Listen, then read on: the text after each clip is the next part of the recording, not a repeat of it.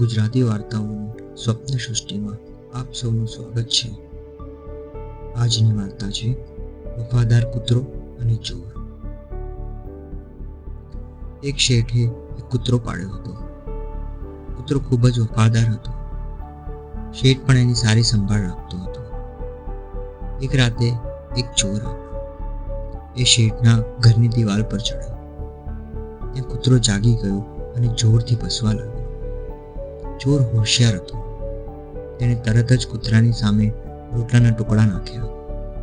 એને એમ હતું કે રોટલા મળતા જ કૂતરો ભસતો બંધ થશે, પરંતુ કૂતરો નમક હલાલ હતો. તે ચોર પ્રત્યે બોલ્યો, અલ્યા, તારા એક દિવસના રોટલાના ટુકડાથી હું ભસવાનું બંધ કરી દઈશ?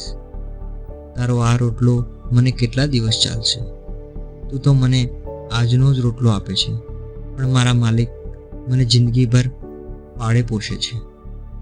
ચોર બીજો રોટલો નાખવા જ જતો હતો, ત્યાં જ કૂતરો તેને અટકાવીને બોલ્યો, અરે મૂર્ખ, તારા એક દિવસના રોટલા કરતાં મને તો મારા શેઠનો હંમેશાનો રોટલો જ ખપે. તારો રોટલો ખાઈ હું મારા શેઠને દગો ના દઉં, એમ હું નમક હરામ થઈ જાઉં. એટલા માટે સમજીને ઘેર ભેગો થઈ જા. જો અંદર આવીશ તો મારે મારા માલિકને અને ઘરના નોકરોને જગાડવા પડશે. પછી તને પાછા ભાગવાનું ભારે પડી જશે.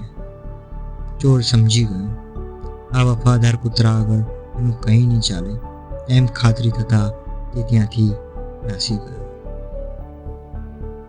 દોસ્તો, આજની વાર્તાથી આપણને એ શીખ મળે છે કે વફાદારી એ ઉત્તમ સદ્ગુણ છે.